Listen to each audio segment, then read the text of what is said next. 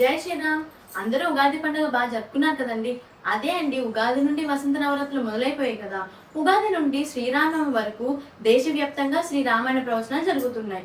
రాష్ట్ర సేవికా సమితి సంస్థాపకురాలు వందనీయ లక్ష్మీబాయి కేల్కర్ గారు, వీరిని మనం మౌసిజీ అని కూడా పిలుస్తాం. వీరు 1936న విజయదశమి రోజున వార్ధాలో రాష్ట్ర సేవికా సమితిని ప్రారంభించారు.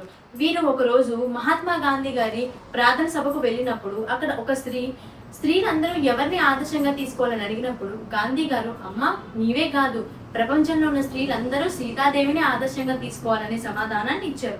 అప్పుడు ఆ స్త్రీలకు మాత్రమే కట్టుబాట్లు ఎందుకు చెప్తారు, పురుషులకు ఎందుకు చెప్పరు అని అడిగినప్పుడు అప్పుడు గాంధీ గారు అన్నారు, అమ్మ సీత జీవనంలోంచే శ్రీరాముడు రూపుదిద్దుకున్నాడు అనే సమాధానాన్ని ఇచ్చారు.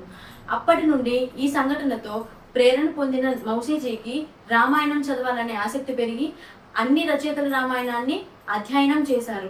చివరికి వాల్మీకి రామాయణాన్ని ఆదర్శంగా తీసుకొని వీరు పదదర్శిని శ్రీ రామకథ అనే గ్రంథాన్ని రచించారు.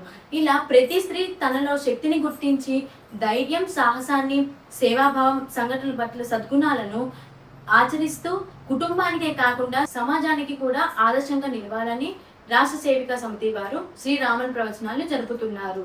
మరికొన్ని విషయాలు రేపటి వీడియోలో తెలుసుకుందాం. జై శ్రీరామ్. భారత్ మాతా కీ జై.